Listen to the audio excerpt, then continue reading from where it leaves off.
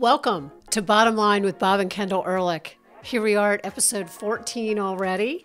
We'd love for you to follow us at Earl Bottom Line, EHRL Bottom Line, at Bob_Ehrlich, at Kendall Ehrlich, or email us at ehrlichbottomline@gmail.com.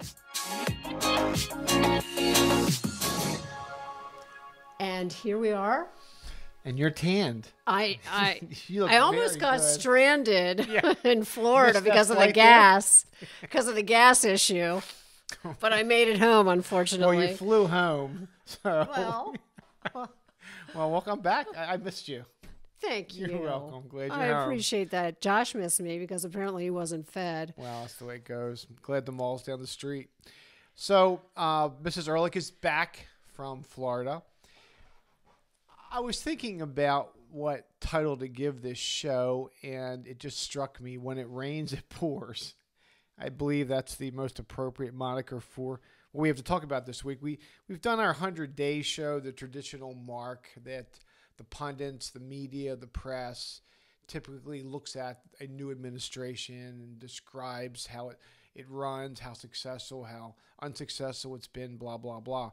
Since that 100-day mark, however, it's been raining. It's been raining big time in Washington, D.C., and I've come up with a bunch of issues for you, Mrs. Ehrlich. Great. And the first really is the jobs report, last week's jobs report.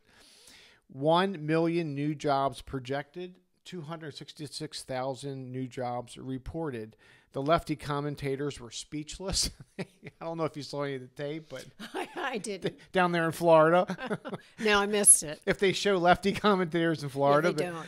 They're blocked out. it was spectacularly bad news for the country, obviously for the Biden administration, but for the country, for workers, for the economy, for small businesses, directly related to the fact that small business is starved for workers. Why? Because the federal government, in its wisdom, decided, at least with respect to 60% of the unemployed workers out there, to pay them more to stay home than they would otherwise make if they worked. Red states are changing that. They're either giving much less regarding unemployment, or they're stopping unemployment after a certain period of time. Amen. They're going to have their workers back. I'm very happy you brought that up, because as of last Friday, when I did this research, red state governors, 13, had moved to cut off the extension of benefits because their small businesses are Can't get people to come work. begging the governors for jobs. Right. For labor. It just makes no. It's economics 101. It's a reminder of the laws of supply and demand. We can't get Ubers. you in particular, your favorite company, Uber. For those who don't know, the governor's not such a great driver. Thank you, honey. And so he relies on Uber a lot. And I'm telling you, it's a bear when you're traveling and you can't Uber. It really now that we is. have it. Well, this is, again, a basic law of economics. When you disincentivize folks to stay home, when you actually provide incentives for them to stay home, you disincentivize them to work. It's not that's that common complicated. sense. Well, guess what? Give them more money and they're going to stay home.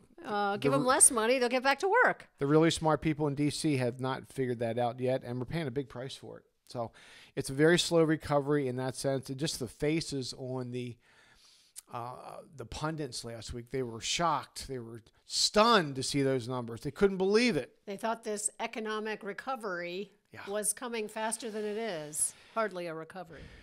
Item 2, what you've already alluded to, the Colonial Pipeline cyber attack, Russian criminals, whomever, we may never find out the group or the identities, at least, of the criminals who did this dastardly thing, resulted in severe gas shortages. Gas prices have been already spiking in our country. It's a reminder for a lot of us, I hope, that one, fossil fuels are still a part of our mix. They have to be. That's just the science. We talk about the science. That's just the science. And a reminder that pipelines count. Pipelines really count. They're the safest mode, by the way, of transporting oil and gas. Well, and this created a panic, and it created a panic because there's many of us out there that remember those gas shortages in President Carter's years. And I remember my dad we had 2 vehicles, getting in line and always aware of getting in line. There was a lot of talk about gas. If you were at a quarter left in your tank, you went and made sure that you got more gas. You waited in line. I mean, it was, you might leave your home at night and go get in line. Our kids have no idea what we're talking about. Right, None. they don't. And so that created a panic in many people that were doing crazy things trying to hoard gas. Fortunately, that didn't turn out to be necessary. But can I ask you a question? We've paid the ransom. Why won't this happen again? We didn't pay it. The private company. Well, we don't know exactly what all the facts are, but that's a good question. But let me go back, because we're going to also go back later in the show to the 1970s. But this was really a catastrophe in the Ehrlich house, because, as you know, your father-in-law recently passed, God love my dad, was a commission-only car salesman. And guess what happened when gas lines were the rule? Nobody bought cars. Right. Nobody bought used cars. Nobody bought new cars. Nobody bought any cars. When you're a commission-only salesman, guess what? The result is you starve. Yeah, no money. No money. Zero income. And that was the way it was for a long time in the Ehrlich household. Thank God Mom had a job as a legal secretary, but that's the truth. Salesmen, the ripple effect throughout the economy there's a real real shortage of used cars right now. Right. So history is repeating itself. We will get back to the 70s and the fact that a bunch of cartoons appeared over the past week or so. Jethro Tull. Concerning. Sorry. Don't age yourself there. Locomotive breath. All right. See, nobody knows what we're talking about. Of a certain age, maybe. Issue 3, Hamas rocket attacks into Israel. Israel has responded, as Israel always does. Israeli bombs have targeted terrorist tunnels and rocket sites in Gaza. Over 3,000 to date rockets have gone into Israel from Gaza, have been shot into Israel. Obviously, there's been casualties on both sides. Very interesting. We need to talk about this because this is politics. We know what's happened. We know the history here. But when it comes to the parties, there's a real distinction, a real dichotomy within the Democratic Party that does not exist in the Republican Party. Almost without exception among Republicans, and I'm talking about your average Republican, your members of Congress, your Republican presidents, Republicans generally, pro-Israel. Very pro-Israel. Not faultless Israel, but a very pro-Israel line, whether moderate Republican, conservative Republican, whatever it happens to be. You see now playing out on an almost daily basis the split with regard to the old Democratic Party, the Biden party, generally pro-Israel, right, and progressives. Mm-hmm. Very pro-Palestinian. And you see it big time on the evening news. So there's a real dichotomy within the Democratic Party now between the progressives and the old line Democratic Party. The old line Democratic Party, including Joe Biden, pretty much pro-Israel. You see it with regard to the pronouncements from the White House. The new progressives, pro-Palestinian, you see a very clear philosophical split when it comes to Israel in the modern Democratic Party. How this plays out in the long term, nobody knows, but you see it in real time right now. Well, to think that Bibi Netanyahu wouldn't retaliate or wouldn't defend his country, I'm not sure why they thought that was a good idea. But at any rate, interesting to see Biden try to straddle that line of the Democratic Party. Yes, he understands that line. He understands that line exists. It's not going anywhere. You're right. He's trying to straddle it, and it's going to be interesting. With regard to tactics, you've seen the Israelis, again, outsmarted the opposition as usual. With regard to the tunnels, they built this tunnel system that terrorists have, Hamas, into Israel from Gaza. And I guess Israel put out some false information on social media that led the terrorists to congregate in the tunnels, and then they bombed the hell out of them. So, again, Hamas started this. People should be able to live in peace regardless of who you are in the Middle East. And as usual, Israel will have a lot to say about who ends it. Issue 4, again, I'm sorry every week because it's in the news every week and it's a huge story and we have to talk about it. The border and immigration. Last week, the Border Patrol said 178,000 migrant encounters occurred in April alone, babe. That's 10 times the amount over the same month, April 2020. 10 times. Drug seizures are way up. Weapon seizures are way up. Unaccompanied minors, huge problem. We've talked about this in past shows. Trafficking. And what's interesting is the old cliche, if you don't have a border, you don't have a country. We know that. But what's really interesting is a new poll. I'm not sure you saw this. A new poll came out from YouGov. I'm not familiar with it, but it got a lot of play in the press. VP Harris, her approve, disapprove is upside down. It's 41-48. I got to believe it's directly related to the negligent response from the administration because she's been associated with, not only associated with it, she's in quote charge. unquote in charge, right?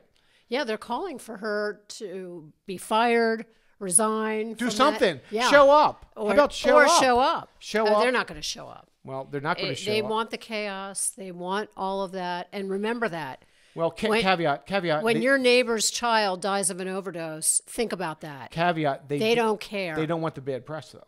They don't want the bad press because they tried to suppress the media with regard to this story. It has not worked because too many Democrats, local Democrats in Texas most particularly, have come forward and said, this is a crisis. We need help. We need the feds. Where's the intervention? Where are the troops? Where are the dollars? Right. Where's the wall? Where's the policy? The federal government is in control of the borders and the immigration issue, and they need to be there. And also, so many elected senators, congressmen took cameras out and went out there. And to their credit, a number of elected Democrats have done it. Yes. Now, that's their political survival, by the way, I assume. But this is not a partisan issue. It's a real problem, again, with the drug seizures and the weapons. God knows. Yeah, it's safety, and it's life and death. It's... Yeah. Our sovereignty. It's our sovereignty. Mm-hmm. It's our sovereignty. Issue 5, and I know you want to be heard on this one. The CDC state of confusion. Well, you have to admit, it starts making you part of the conspiracy theorist. Crazy. I mean, you really got to stop and think, what was 2020 all about when all of a sudden May 13th or 14th is a magical date that we can take off our masks? Well, the CDC has been wildly inconsistent on mask wearing. Fact. They've been especially inconsistent concerning outside mask wearing. Now, we're lawyers. We didn't go to medical school. We figured out a while ago outside from the science. From the science, it was probably okay to sit outside at a high school football game. Last week, Susan Collins, the moderate, the prototypical moderate, and we know her. And everybody knows like her. Yeah, everybody knows she's her. a moderate. She's very independent, very independent. She took to the Senate, in the Senate, and I'm not sure whether she was a committee or on the floor, but her quote was, "I do not consider the CDC the gold standard anymore. Why the mask turnaround now? Why the mask turnaround?" In fact, your boy Charlie Kirk, who I know you really you've been quoting at the house lately.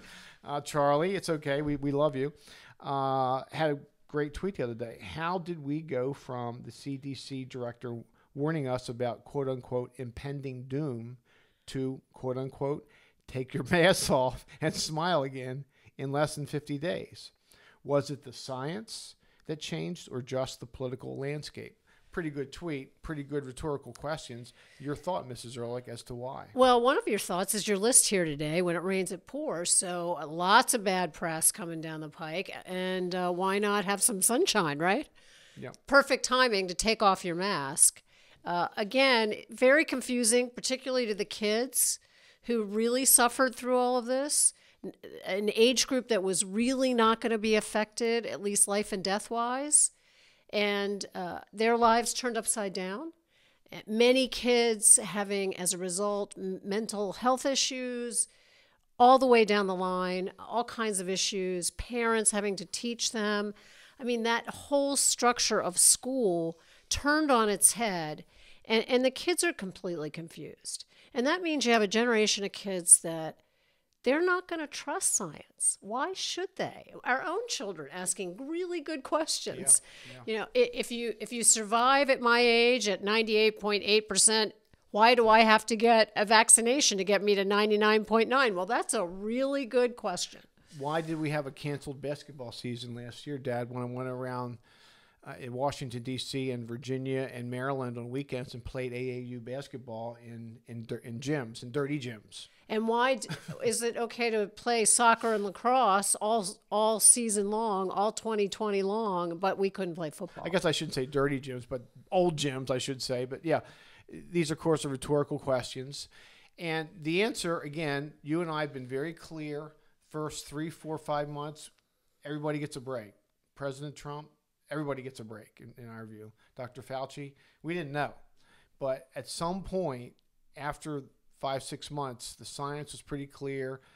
The scientists were coming. The science was telling us things that, again, for some reason, those on the left didn't want to hear, including up to today in the aftermath of the CDC announcement, still blue state governors, California, extending mandates. Crazy. Well, a control mechanism. That's what it's morphed into. We all know it.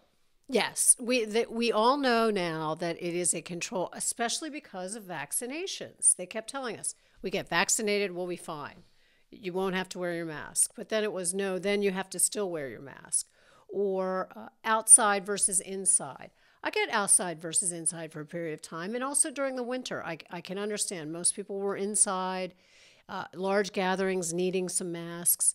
But these numbers out of the blue, here in Maryland this weekend was an amazing weekend, a Preakness weekend, that we normally make so much money for the state, people. Lots of notoriety, always 100,000 people that are able to show up, and they had 10,000 that they cut it off at.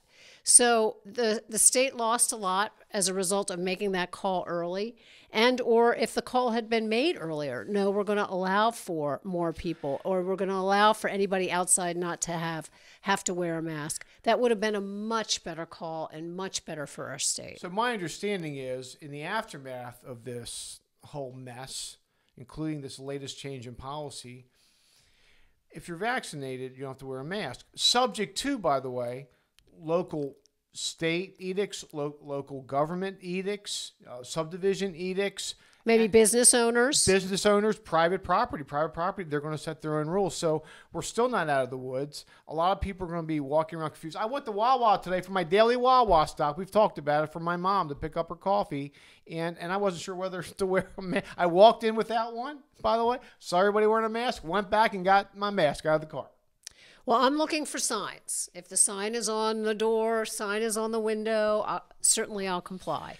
But hopefully there'll be less and less signs. My gym did not have a sign. It was great. And hopefully the average voter come 2022 and 2024 will understand how certain authoritarian, strongly liberal, progressive executives, both local executives and governors, have used the mask as a tool for social control and way beyond the science. Again, we're for the science.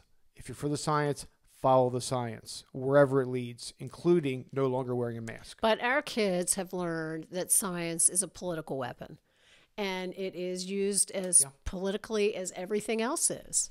So they're not going to want to believe in the science or know the science, and this has particularly been an exercise in also knowing when to question things. It's not always great to just go along and be part of the sheep, part of the herd, and not say, hey, wait a minute, where are the questions? And there are a few outlets that are asking those questions. Many media outlets are not asking those questions or covering up those questions or having no transparency whatsoever. So it is... Or pretending you have no freedom as an American citizen. It's interesting to be raising children in this time as an example of you want to question that.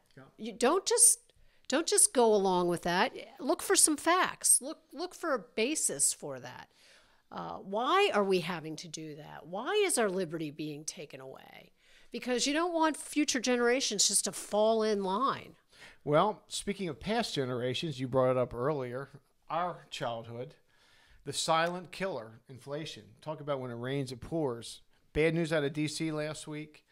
And again, it gives a lie to this promise that the administration is pushing concerning tax increases. You've seen the line in the sand, both during the campaign and now as administration. The president and senior officials have said, well, with regard to our tax increases, our proposed tax increases, nobody over 400,000 is going to be impacted. Well, guess what?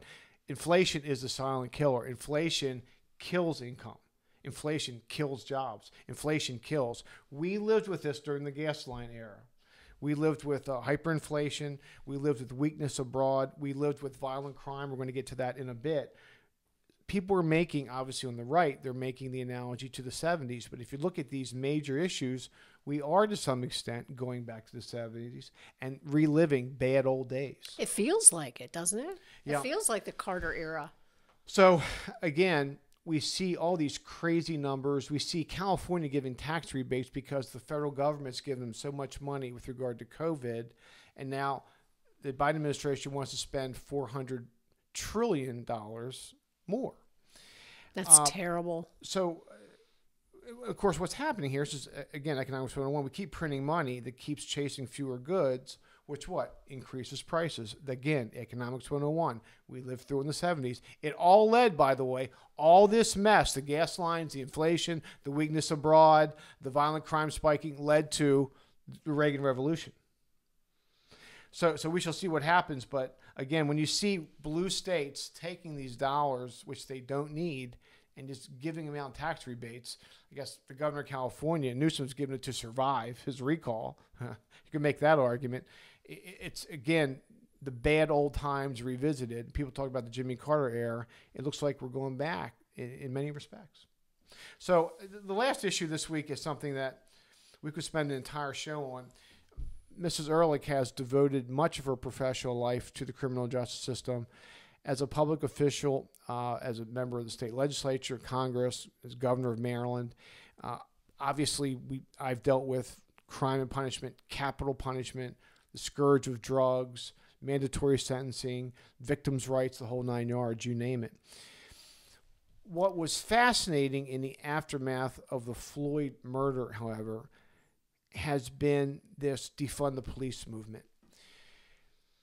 Because I think even for us who've been around politics, who've caught waves, both positive and negative, we caught the Republican wave in '94 in the Congress. We caught the anti-Iraq wave being defeated for governor in 2006. We've caught waves as candidates, at least I have, and Kendall's been by my side all the way. But we've seen this very interesting phenomena take root, not in the entirety of the Democratic Party, nobody's saying that, but clearly in the progressive wing of the Democratic Party, even with liberals during the campaign where they were just silent. They didn't take a position because they were scared to death of the progressives. We've seen, as a result, huge spikes in violent crime, predictable as tomorrow. Most of our major cities are witnessing these gigantic upticks in categories of all violent crime. We've talked about Chicago just last weekend, Chicago, 41 injured, 5 killed in shootings. Just shootings, by the way. It's every weekend in Chicago and Baltimore, by the way. Of the 5 killed, by the way? Not as many, maybe the numbers aren't quite as high as Chicago. Smaller city. Right, it's a smaller city, yeah. And every weekend. And I've been listening to that for years. I listen to the radio on Monday morning to hear the body count of Baltimore City. And it goes on and on. There's no protests. There's no taking to the streets. It just seems like no one cares. Of the 5 killed in Chicago last week, by the way, all were under age 30. So we're talking about disproportionately. And all probably African Americans. Well, I'm going to get to that point. And probably shot by African Americans. And probably not wealthy. South side of Chicago, right? This is a direct result of the defund movement. It's a direct result. And Portland, and that we've heard our entire life how beautiful Portland is. We've known never people. Been there, we've but never it's been there, beautiful. but we've known people.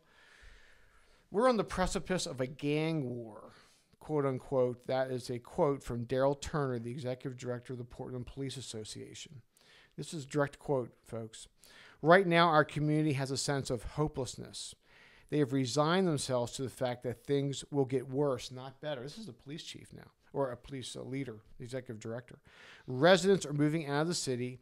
Businesses are being forced to relocate, and good, hardworking police officers are leaving the Bureau to work for other agencies. Our elected leaders can no longer turn a blind eye and blame it on the pandemic. The surge in gun violence is directly related to the defunding of police. The police are catastrophically understaffed. Our specialty units have been disbanded. Think about that. The specialty units have been disbanded. You've worked with those specialty units in the past, and our response time to calls for service has understandably increased. I could go on, but that's enough of the quote. All of these are directly related, easily predictable. Everybody knew what the consequences would be. And in some of these cities, they just did it as though there would be no repercussions, no consequences for crazy. This is crazy. It's so fascinating that people do not have any long-term thinking. I mean, who didn't realize that this was going to happen? You defund police, you demoralize the police. They don't want to be policemen any longer. And that is going to take a long time to bring back. Long time. We've talked about how it's typically a family business. Yeah. It is Very handed much. down from generation to generation. And the newer generations are going to say, no way. No way. Because what's the difference? Well, they see it in an impact that's larger than it's ever been, maybe because of social media, because of instantaneous news. You know, they see it. There have been other times when the police, in the 60s, for example, when there was a lot of negative thought about the police, but we didn't have the outlets of people to do it. And you still had some encouragement. Can I stop you there? Because I don't know if I've ever told you this. We've talked about a million things being married as long as we have, but as God is my witness, I remember my first term in legislature. You know, I was assigned to the House Judiciary Committee in the Maryland legislature. Now, I grew up in a very working class area, in Arbutus, Maryland, but I got lucky in life through athletics and had a great life to then and great education. To now. Great educations. I went to really nice schools. As a result, I could play football and I had half a brain.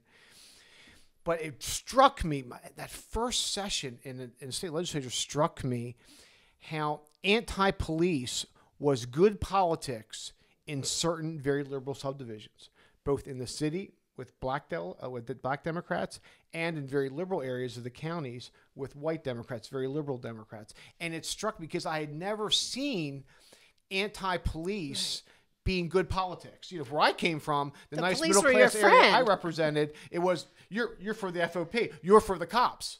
And knowing things aren't perfect, knowing you're going to have bad cops and all that, we know that. But generally, you're going to be pro-police. And I was. And it just struck me that for these folks, that was good politics, clearly, because they were loud about it. And this is, by the way, 1980s. Fast forward to today, it is on steroids, this thought process. And who pays the price? You know, it's typically not the people in good old Annapolis, Maryland paying the price, not where we live. The people paying the price are generally poor. Right. A lot of minorities, not all minorities, white, black, brown, whatever, mostly really poor working areas. Class, working poor folks. And they're the ones, by the way, that you see on police. Fox once in a while, but very few other networks. They need the police. Asking for police. Right. And by the way, they're the ones that get polled, and the polls show 2-to-1, 3-to-1, 4-to-1. They want to refund the police, more dollars, because the police are anything between them often and chaos. Listen, I understand that African American communities have strong issues with the police and how they've been treated. Yep. Definitely get that. The problem is the police protect the community, just like what you said. So when that 911 call comes, and you just said the response times are much longer now, that's going to lose lives, and the people that really need the police to be there, it's just not going to be there. You want me to set We're you not off? going to be able You to want me to set you replace. off? Hold on, we're not going to be able to replace police. And then let's get to my favorite subject: the DAs, the Soros-funded DAs that are they take an oath to uphold the law. They are not the legislature. The legislature changes laws, makes laws, deletes laws from the books. It is the legislature that determines that. These DAs are saying, "Oh, we're not gonna prosecute for this list of crimes," and those list of crimes are getting bigger, and that's why Portland is in the shape it's in. Can I set you off? I thought I was just set off, but go ahead. How about the feminists? Oh, how about yeah. Where are they? Where are the feminists? Because we're talking about the sexual predators. Well, we're talking where are about, they? We're talking Rape, about domestic violence. Domestic violence. Right. Response times means they're not getting there in time. That right. means women particularly are in increased danger. Where are the feminists screaming bloody murder? Because in some of these cases, it will result in bloody murder. Where are the feminists? You know, it's more important for the feminists that they're Democrat than they protect the women. With exceptions. So again, folks, when it rains, it pours. It's raining. And we need umbrellas. And unfortunately, it may not clear up for a year and a half till 2022 midterms, but it's very interesting that many of the repercussions, the consequences from these decisions that we're talking about are predictable. Economics 101, you defund the police, you get more crime. When you subsidize something, you get more of it. When you subsidize unemployment, you get more unemployment. I mean, this is stuff you learned in middle school. But it's why maybe more people are listening to our show. We invite you to get the word out, by the way, on this podcast.